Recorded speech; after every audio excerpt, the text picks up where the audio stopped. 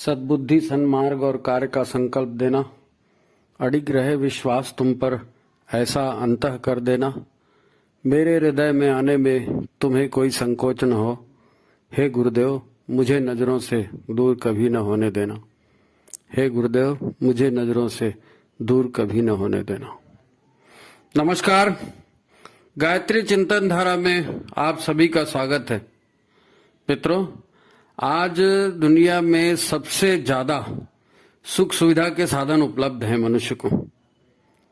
इतने सुख सुविधा के साधन कभी भी हमारी पीढ़ियों के पास शायद उपलब्ध नहीं थे, लेकिन आज सबसे बड़ी परेशानी है हमारा शारीरिक स्वास्थ्य ठीक नहीं है, मानसिक तनाव बढ़ रहा है, जीवन में झंझटें बढ़ रही हैं और हम इसका समाधान नहीं ढूंढ पा रहे हैं।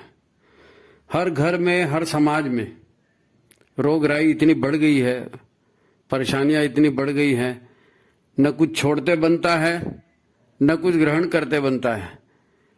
अब आज के जमाने में पुराने जमाने के जैसा जीवन कोई जी ले, ये संभव नहीं है।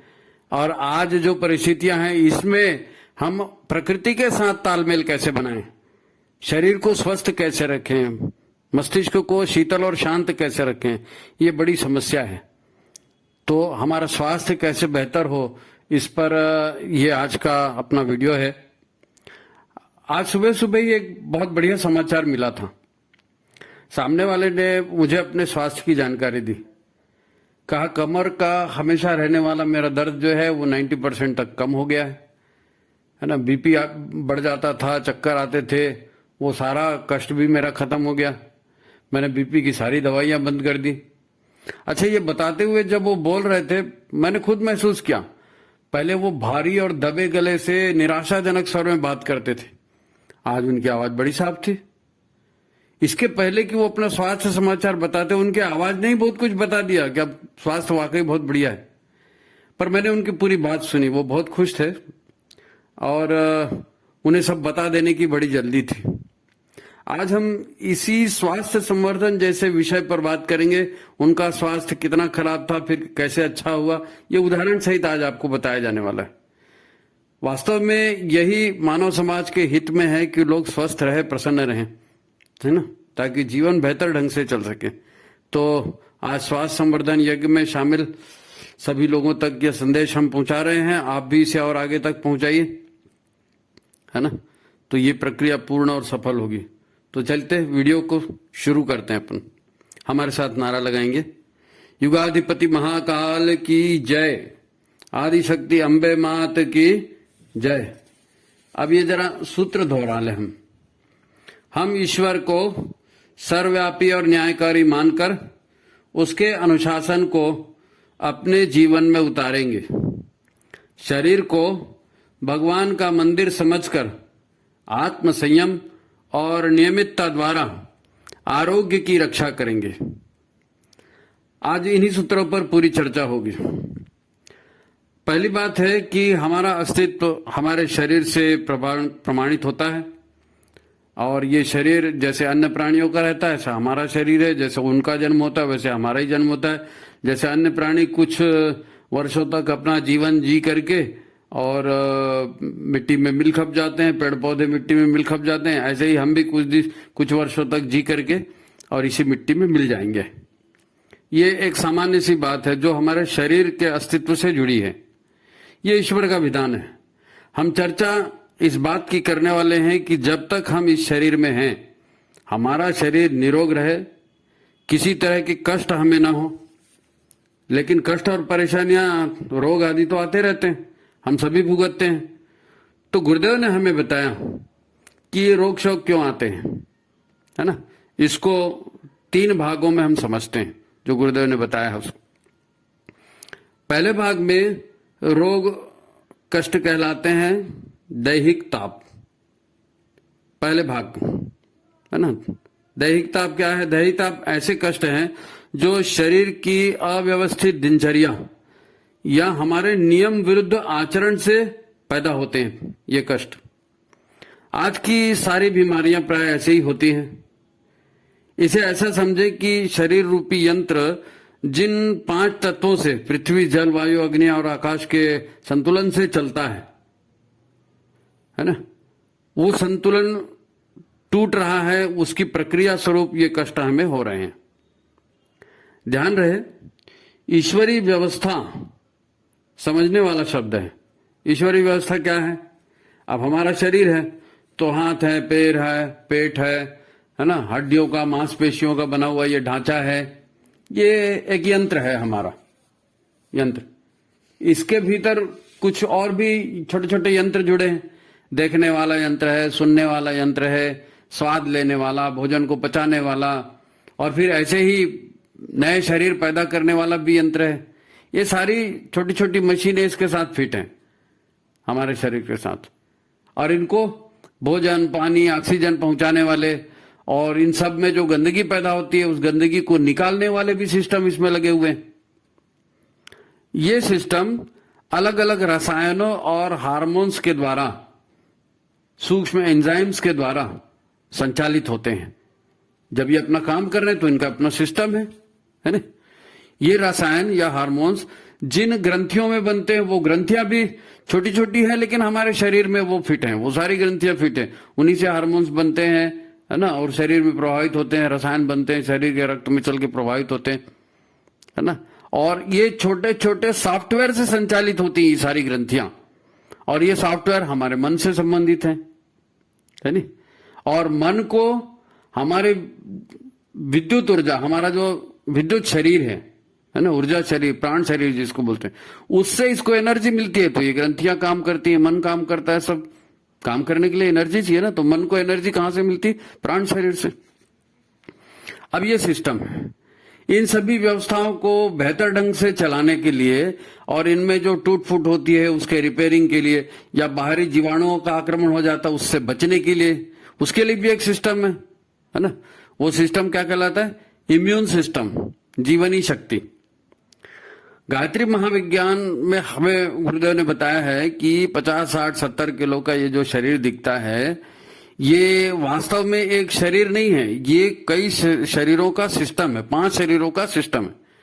ये स्थूल शरीर अन्नमय कोश कहलाता है, इसके भीतर मनोमय कोश है, प्राणमय कोश है जिसको ऊर्जामय कोश कहते हैं, और फिर ज्ञानमय, विज्ञानमय, ऐसे 5 शरीर एक एक के भीतर एक समाविष्ट है। इन सबका संयुक्त रूप है हमारा शरीर। अब हमारा जीवन इन सभी के संतुलित अनुशासन से ही बेहतर चल सकता है। तो इन सब, ये हड्डियों का ढांचा और ये सारे जो हमारी ग्रंथियां, ये सब शरीर के अंग प्रत्यंग है। इनके रुकावट से जो तकलीफ होती है वो क्या है? दैहिक कष्ट है, दैहिक कष्ट है। शरीर की अनियमितता से पैदा होने वाले रोग, ये पहले तरह के रोग है। दूसरे तरह के रोग या कष्ट क्या है? इसको भौतिक ताप कहते हैं। भौतिक मतलब हम भौतिक संसार में रहते हैं, है ना। तो यहाँ वैश्विक कठिनाइयां आती हैं, मौसम की गड़बड़ियां होती हैं, बाढ़ भूकंप आते हैं, है ना, महामारियां फैलती है, ग्लोबल वार्मिंग है। तो इन सारी स्थितियों से भी समाज में अव्यवस्था पैदा होती है, रोगराई पैदा होती है, तो उसका शिकार हम भी होते हैं। ये समाज के जनित सामूहिक समस्याओं में से इनका नाम आता है। अच्छा, फिर जैसे हमारा मन होता है वैसे ही समाज का भी कलेक्टिव माइंड होता है, सामूहिक मन। अब इस सामूहिक मन में कैसे विचार पलते हैं? जैसे सामूहिक मन में विचार आएंगे, जैसा चलन होगा वैसे लोग चलन करेंगे। अब वो चलन जरूरी नहीं है प्रकृति के हिसाब से हो, प्रकृति के विरुद्ध भी होता है। हम देखते हैं खान पान के हमारे जो नियम है प्रकृति के विरुद्ध हो गए, फैशन के नियम है हमारे प्रकृति के विरुद्ध हो गए, और हम इनको काट नहीं सकते क्योंकि हमको समाज में रहना है। लोग क्या बोलेंगे? तो समाज की विपरीतताओं की वजह से जिस तरह के कष्ट होते हैं उसको भौतिक ताप, या ये भौतिक ताप है ना, सांसारिक कष्ट कहेंगे। तीसरे और प्रकार के ताप हैं, जो बीमारियां या रोग जिसको हम कह सकते हैं तीसरे। इसका कारण हमको समझ में नहीं आता कि ये पता नहीं क्यों पैदा हो गया, लेकिन बीमारी तो हो गई। मेडिकल में जाओ, डॉक्टर में जाओ, सब चेक करते नहीं तुमको तो सब ठीक। अब सब ठीक है लेकिन रोग तो हो गया दादा। वास्तव में इस रोग की जड़ें हमारे अस्तित्व की गहराई से उपजती हैं। क्योंकि हम क्या मानते हैं, शरीर एक छूट जाता है, स्थूल शरीर, तो वहां से सूक्ष्म शरीर निकल के नया शरीर ग्रहण करता है नहीं। तो सारे डिपॉजिट, जितनी पॉजिटिविटी है, जितनी निगेटिव है, पूरी ट्रांसफर हो जाती है ना नई बॉडी में। नए शरीर में चले जाती। तो वो हमको समझ में नहीं आता पिछले बार हमने कहाँ जन्म लिया था, हमने क्या काम किया, कैसे काम किया, लेकिन उस समय के हमारे कर्मों के संस्कार, उसकी छाप हमारे मन के ऊपर थी। हमारे मन के साथ वो उसके निगेटिव या पॉजिटिव जो भी एनर्जी थी कर्मों की, वो जुड़ के आई ना संस्कार के रूप में। अब वो हमारे साथ इस जन्म में आ गई तो परिणाम तो देगी। जन्मजात शारीरिक विकृतियां, स्वभाव के दोष, संस्कार के दोष, है ना, अनेक लाइलाज बीमारियों को जन्म देते रहते हैं, जिसे हम दैविक ताप या अज्ञात कारणों से उत्पन्न कष्ट कह सकते हैं। इसे जान लीजिए। शरीर या इंद्रियों से हम काम करते हैं, इसके अच्छे बुरे परिणाम तो तुरंत मिलते हैं, लेकिन इसकी छाप, इसकी जो छाप है ना, प्रिंट कहना चाहिए ना, इसके सूक्ष्म संस्कार, ये हमारे मन के ऊपर पड़ जाते हैं और मन इनको कैरी ऑन करता है अगले जन्म के लिए। ठीक है, तो फिर ये न जाने कितने जन्म जन्मांतरों से संचित निगेटिव ऊर्जाएं मन के ऊपर हैं। अब इसी को कामना, वासना और न जाने अलग अलग शब्दों में हम पहचानते हैं। तो वो पूरी हम लेकर के आए हैं, तो वो शरीर में आके खिलेंगी। वहां आप दोबारा वैसी कोई परिस्थिति आएंगी, प्राण उसमें जाएगा, तो हम फिर उस तरह की भावनाओं से प्रेरित होकर वैसे ही आचरण करेंगे, वैसे दुख पाएंगे या सुख पाएंगे, जो भी है ना। तो अब इसका अर्थ क्या निकला? इसका अर्थ ये निकला कि हमारे रोगों और मुसीबतों का उद्गम अल्टीमेटली है कहां पर? तकलीफों की जड़ क्या है? हमारी जीवनचर्या, हमारे सोच, हमारा व्यवहार, हमारे मन के व्यवहार, हमारे समाज की सोच, समाज के कार्य, ये सब। क्योंकि भगवान किसी के साथ अन्याय क्यों करेगा? भगवान किसी के साथ अन्याय नहीं करता, वो तो विधाता है, उसने नियम बना दिए। अब नियम टूट रहे हैं तो वो उसका परिणाम निकल रहा है ना। ईश्वरी कोप यानी प्रारब्ध जिसको हम कहते हैं, हमारे संचित कर्म और हमारे संस्कार ही तो हैं जिनसे हमारी वृत्तियां और स्वभाव बनते हैं। तो अब इन सबको हमको ठीक करना पड़ेगा। अच्छा, इसको दूसरे ढंग से समझ के देखते हैं, अगर ये आपको सरल लगेगा। आज जिस भाई का फोन आया था, है ना, उसे चक्कर आना, हाथ पैर और कमर में दर्द के साथ साथ बीपी की प्रॉब्लम थी। 15 साल से उसको थायराइड भी था, कभी भी अचानक बढ़ जाता था, प्रॉब्लम हो जाती थी। अब उसकी बीमारियां कैसे ठीक हो गई? वो सज्जन पिछले 15-20 वर्षों से जाने किस मानसिक तनाव में थे।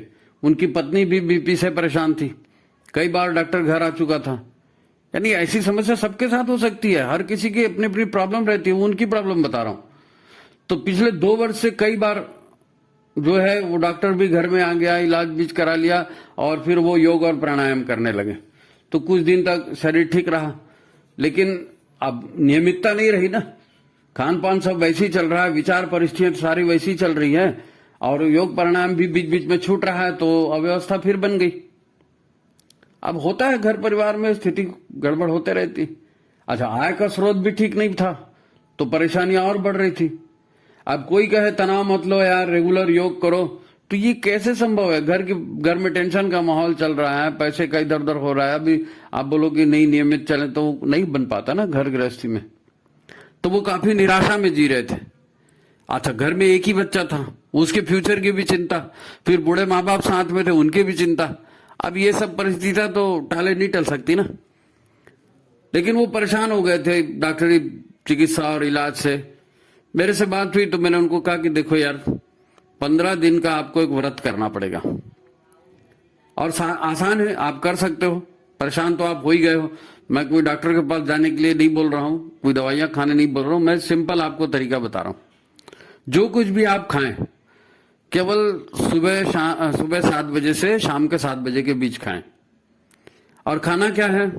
सब कच्चा सामान ही खाना है, कोई पका हुआ भोजन आपको नहीं खाना। दाल चावल रोटी सब्जी कचौड़ी समोसा बिस्किट पिज्जा सब बंद। तो फिर कच्चा खाना है, गाजर मूली टमाटर खीरा पपीता मटर, यानी सलाद वाले सारे आइटम। फिर सूखे आइटम है, खजूर है, बादाम है, अंजीर है, अगर हम मिलते हैं तो खाओ, नहीं तो मौसमी फल है, अमरूद है, संतरा है, केला है, सिंघाड़ा है, ये खा सकते हो। वैरायटी तो चाहिए ना खाने में। धनिया के पत्ते हैं, मूली के पत्ते हैं, ये सब लेना है। ये सब कच्चे खाना है, बिना पकाए। चाहे तो ऐसे ही खा लें, चाहे तो जूस बना के ले लें, स्मूदी बना के ले लें, है नहीं। और स्मूदी बना मतलब मिक्सर में डाल के पीस लो चटनी टाइप, फिर उसमें सेंधा नमक काली मिर्च नींबू वगैरह डाल के अपने स्वाद के हिसाब से जैसा बनाना है करके खा सकते हो, पकाना नहीं है ना। या इन्हें कद्दूकस कर लें, गाजर है, मूली है, लौकी है, नवलगोल है, ऐसी जो भी सब्जियां इनको कद्दूकस कर सकते हैं और सिंपली इसको फ्राई कर दीजिए। पकाना नहीं है, तेल को ऐसे गर्म करके राई चटका दीजिए और जाने दीजिए, थोड़ा सा तेल भी जाएगा पेट में, लेकिन वो तेल भी रिफाइंड नहीं होना।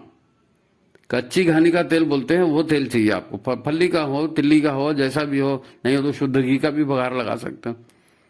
धनिया, टमाटर, लहसुन, हरी मिर्च ये स्वाद के लिए है, आप ले आंवला आ रहा है, आंवले की चटनी बनाओ। चलिए, कच्चा खाना है टोटल, सुबह 7 से शाम के 7 बजे तक। बीच बीच में मैं पूछते भी रहा कैसे चल रहा है, और वो ईमानदारी से बेचारे कर रहे थे। 15 दिन हो गए, अब 16वें दिन उनका फोन आया तो मुझे बहुत राहत मिली।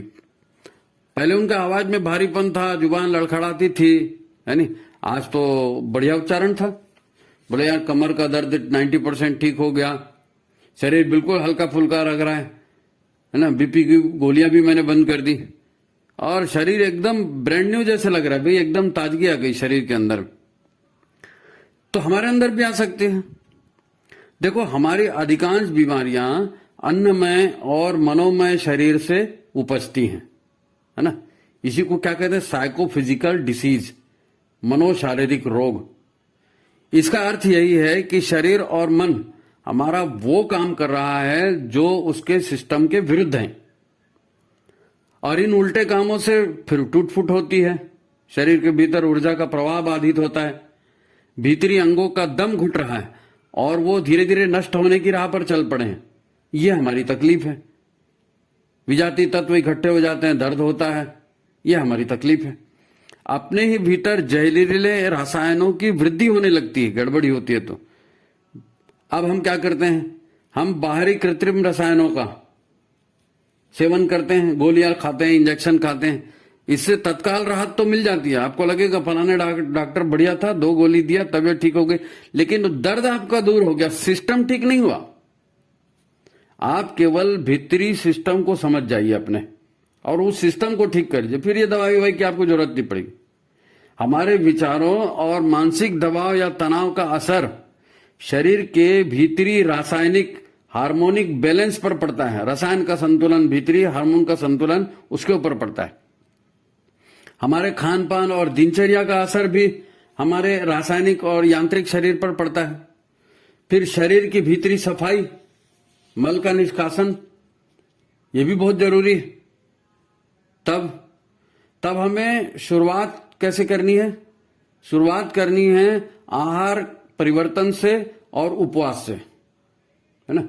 शरीर प्राणवान बना रहे इसलिए आपको जीवित प्राणिक आहार ही लेना है, ऐसा आहार जो जीवित है, जिसमें एंजाइम जिंदा है।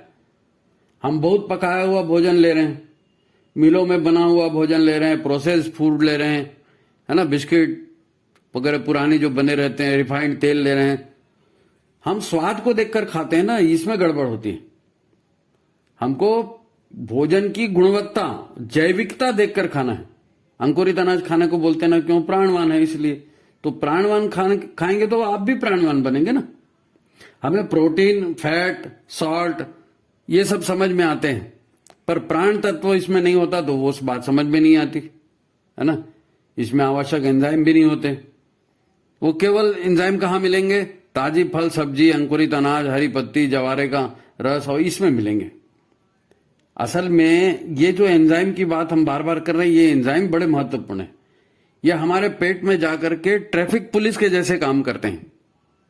देखो, पेट का पचा भोजन जब रक्त में मिलता है तो ये ट्रैफिक को कंट्रोल करते हैं एंजाइम। कैसे कंट्रोल करते हैं, यानी हमारे रक्त में जिन तत्वों की कमी है उसी तत्व को खून में जाने देते हैं, बाकी को रोक लेते हैं। कितनी अच्छी बात है ना। जो तत्व रक्त के लिए जरूरी है उसी तत्व को अंदर जाने देंगे, बाकी को जाने से रोक देंगे। एक्स्ट्रा चीजें भीतर जाने से रुक जाएंगी तो फिर मान लो कुछ चली भी गई तो फिर वो लीवर में उनका संचय हो जाता है, लीवर उसको कलेक्ट करके रख लेता है। ये आप जान सकते हैं बड़े आसानी से कि कोलेस्ट्रॉल जमा हो जाता है। आपने सुना होगा, लोगों के शरीर में पथरी बन जाती है, सिस्ट बन जाता है, फैट यहां वहां जमा हो जाता है, चर्बी। ये सब क्यों होता है? रिफाइंड प्रोसेस्ड फूड के कारण होता है। क्योंकि ये भोजन जब पचता है तो शरीर वो पचे हुए भोजन को पूरा पूरा भीतर ले लेता है, क्योंकि एंजाइम नहीं होते उसमें। एंजाइम कंट्रोल करते हैं ट्रैफिक को, एंजाइम उसमें है नहीं, पका हुआ भोजन है, कैल्शियम फास्फोरस, वो तुम्हारा प्रोटीन वाला जो आइटम है, फैट वाला, वो सब कंटेंट उतना ही रहता है, लेकिन उसको शरीर के भीतर ले जाने वाला कंट्रोलिंग सिस्टम नहीं होता। और एंजाइम नहीं होने से सारा का सारा पचा भोजन खून में चला जाता है। अब खून में हो गई बाढ़, है नहीं? जैसे बरसात आती तो बरसात के पानी में पूरी मिट्टी बह के आ जाती, तो पानी कैसा हो जाता है? गंदला, पूरे इधर उधर पानी जमा हो जाता है। ऐसे ही बहुत सारा भोजन का पदार्थ जो है अनावश्यक रूप से रक्त में चला जाता है, तो यहां वहां जमता है ना भाई। पथरी में जम गया, सिस्ट में जम गया, ट्यूमर में जम गया, तुम्हारा कोलेस्ट्रॉल के रूप में रक्त वाहिनियों में जम गया, फिर इसी सब जगह परेशानी पैदा करता है। मोटापा हो गया, पथरी हो गया, सिस्ट हो गया, ट्यूमर हो गया, है ना, आर्टरीज में ब्लॉकेज हो गए, कैंसर जैसी चीजें इससे हो जाती। अब दूसरी बात एक और है इसके साथ, एंजाइम्स वाली बात बताया, दूसरी बात और वो है फाइबर की बात। यानी शरीर की इतनी लंबी आते हैं, इसमें इतना भोजन ट्रेवल करता है। भाई एक बॉटल को आपको साफ करना है तो ब्रश की जरूरत पड़ती है ना साफ करने के लिए, फिर अतड़ियों को कौन साफ करेगा? तो अतड़ियों को साफ करने के लिए फाइबर की जरूरत होती है। और कौन सा फाइबर? जीवित फाइबर, जो हरी सब्जियों में होता है, रेशे वाली सब्जियों में होता है, फलों में होता है, वो फाइबर शरीर में जाता है तो भोजन को आंतों से चिपकने नहीं देता, है ना? नहीं तो क्या होता है, भोजन चिपक जाता है उसमें और ठीक से पाचन नहीं होता, पोटांग खाते हैं तो फिर एसिडिटी बढ़ती है। तो शरीर में जो है एसिडिटी बढ़ने से यहां वहां दर्द चालू हो जाता है, कमर का दर्द, घुटने का दर्द, जोड़ों का दर्द, और एसिडिटी से तो हड्डियां गलने लगती है। पाचन पूर्ण नहीं होने से आयरन, कैल्शियम जैसे तत्वों की, विटामिन की कमी हो जाती है नहीं? और फिर अक्सर फिर आंतड़ियों में मल जमा होने से फिर बवासीर, अल्सर, ऐसे प्रॉब्लम आने लगते हैं। ज्यादा प्रॉब्लम हो जाता है तो फिर इंसुलिन बनना बंद हो जाता है, थायरॉक्सिन बनना बंद हो जाता है, थायराइड ग्लैंड या जो पिट्यूटरी ग्लैंड और ये जितने भी आंतरिक ग्रंथियां हैं, इनके जो सिक्रीट हैं, इनके जो हार्मोन निकलते हैं, वो सारे बंद हो जाते हैं। फिर लेते हैं इंसुलिन अलग से इंजेक्शन लगा के। या महिलाओं में भी आपने देखा होगा, अलग से ओवरी में सिस्ट जमा हो गया, मासिक धर्म नहीं आ रहा है। क्यों नहीं आ रहा है? सिस्ट जमा हो गया, सारी रेगुलरिटी खत्म हो गई, समस्याएं बढ़ने, इधर डिपॉजिट हो रहा है ना। सिस्ट माने क्या? जो सिस्ट या पथरी या ये सब चीजें, कोलेस्ट्रॉल क्या है? आपके रक्त में जो अतिरिक्त भोजन जमा हो गया, वो अतिरिक्त कहां जाएगा जी? कोशिकाओं को जितना चाहिए उतना लिया, अब वो वहां से जाएगा कहां? तो कहीं ना कहीं डिपॉजिट होता है और यहीं से रोग पैदा होते हैं, यहीं से रोग पैदा होते हैं। फिर मासिक धर्म गड़बड़ हो गया तो फिर सिर में दर्द, आंखों में दर्द, और फिर कई लोगों को फिर वात की शिकायत हो जाती, वात जनित रोग, स्पॉन्डिलाइटिस हो गया, साइटिका हो गया। आपने वो गर्दन पे पट्टा लगाया, कमर पे पट्टा लगाया, लोगों को देखा है ना, ये सब वही है। हमने जब उस भाई को फल और कच्ची सब्जी सलाद पर 15 दिनों तक रखा तो उनकी सारी घरेलू परिस्थितियां वही थी, सारा टेंशन का माहौल वही था, बच्चों की सिचुएशन सब वही था, लेकिन हुआ क्या? पेट ठीक हो गया, मोशन ठीक हो गया, शरीर में अनावश्यक तत्वों का प्रवेश कम हो गया और भीतर की सफाई में तेजी हो गई, भीतर की सफाई तेजी से बढ़ने लगी, तो सारी ग्रंथियां ठीक से काम करने लगी। 15 दिन में तो शरीर का भीतरी अंग खिलखिलाने लगा भाई। मन जो है उनका वो भी ताजगी से भर गया, क्योंकि शरीर जब अच्छा हो रहा है तो मन भी प्रफुल्लित होता है, और जब मन प्रफुल्लित होता है, शरीर अच्छा होता है, तो अच्छे अच्छे विचार भी आते हैं। ये सब क्या है? ये सब वही है, ईश्वर के अनुशासन में जीवन को चलाएंगे, शरीर को भगवान का मंदिर समझ के आत्म संयम और नियमितता द्वारा आरोग्य की रक्षा करेंगे। आपको लगता है गायत्री परिवार का सूत्र है, लेकिन जीवन का व्यवहारिक सूत्र है ये ऐसा करना ही पड़ेगा, इसके सिवा आपका स्वास्थ्य ठीक नहीं हो सकता। स्वास्थ्य कोई गोलियां इंजेक्शन से थोड़ी ठीक होता है जी, ये तो भीतर से खराब होता है, भीतर से ठीक होता है। तो युग निर्माण सत्संकल्प के ये पहले 2 सूत्रों का कमाल है नहीं? अच्छा, ईश्वर के सिस्टम के विरुद्ध चलते गए हम तो फिर क्या होता है? जीवन में एक्सीडेंट बढ़ते जाते हैं। अरे भाई, स्वादिष्ट महंगा क्रीम और चीज वाला खाना आपको स्वस्थ नहीं रख सकता। लोगों में गलत फहमी है, अरे दौड़ने जाया करो, जिम में जाया करो, वॉकिंग किया करो, मॉर्निंग वॉक करो। लेकिन फिर समस्याओं का समाधान नहीं हो पाता। तो तकदीर को दोष देते हैं, हम तो इतना सारा खाते हैं, इतना व्यायाम करते हैं, फिर भी हेल्थ ठीक नहीं होती। और डॉक्टर के पास जाते हैं, डॉक्टर और 2-4 प्रोटीन और 2-4 मिनरल और लिख देता है। तो केवल आहार और दिनचर्या सुधार कर ही आप अन्नमय और मनोमय कोश को बेहतर बना सकते हो, और अन्नमय मनोमय कोश बेहतर बनेगा तो आपका शरीर स्वस्थ होगा। और अगर आप योग प्राणायाम करेंगे तो आपका ऊर्जा शरीर भी अच्छा हो जाएगा। अन्नमय कोश, मनोमय कोश और प्राणमय कोश तीनों अच्छा हो जाएगा, बहुत बढ़िया हो जाएगा। दैहिक और भौतिक सारे ताप, सारी समस्याएं, सारी परेशानियां इनसे दूर होंगी। अब बची आखिरी, दैविक ताप, दैविक सब बीमारियां, दैविक रोग जिनके कारण हमको समझ में नहीं आते। इसको प्रारब्ध जनिक रोग भी कहते हैं। इसके लिए प्रायश्चित विधान है ना। ईश्वर को सर्वव्यापी मानकर उसके सामने जरा हाथ जोड़कर बैठिए, अपनी गलतियों को स्वीकार करिए, गलतियों के लिए माफी मांगिए, और जो गलतियां हमको समझ में आती है दोबारा वैसा आचरण नहीं कर। थोड़ा ध्यान में मन लगाइए, गायत्री मंत्र का जाप करिए। गायत्री मंत्र का अनुष्ठान 2 नवरात्रि साल में अपन करते हैं, 24-24 हजार के, तो 2 नवरात्रि का अनुष्ठान करते हैं, ये भी आप कर सकते हैं। इसमें भी आहार संयम तो अपन करते ही हैं, और गायत्री मंत्र का प्रभाव अलग है।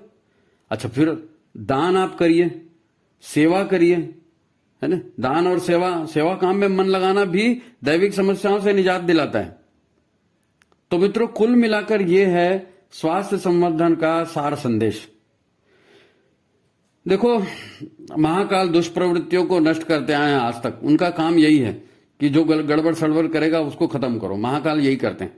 और आज तो घर घर में ईश्वरीय अनुशासन भंग हो रहा है, तो हर तरफ शोक संताप के ही दृश्य दिख रहे हैं ना। तो अंत में एक बात बिल्कुल याद रखिए, है ना, जीवन केवल भोगों के लिए नहीं है। मुझको अच्छा लगता है, मुझको बुरा लगता है, इससे लाइफ नहीं चलेगी। लाइफ चलेगी भगवान के डिसिप्लिन से, ईश्वरीय अनुशासन से। हमारे जीवन से सृष्टि का भला होना चाहिए, तब जीवन में रस लेना सीखें। जीवन में रस लेना सीखें। केवल भोगों से जो है वो रोग पैदा होंगे। जितने भोग करेंगे उतने रोग पैदा होंगे। धर्म हमारा कहता है तेन त्यक्तेन भुंजिता। आप त्याग करके भोग करिए, भोग के लिए कोई मना नहीं कर रहा है, त्याग करके भोग करिए, है ना। जो शेष बचेगा उसका भोग करिए। तो ये दैहिक, भौतिक और दैविक समस्याओं, रोगों का निदान है ना। ये हमारे स्वास्थ्य संवर्धन यज्ञ का संदेश है, विशेष संदेश। इसको सबके पास पहुंचाइए और कमेंट बॉक्स में आप लिखिए, क्योंकि हमने व्यवहारिक उदाहरण आपको समझाया है।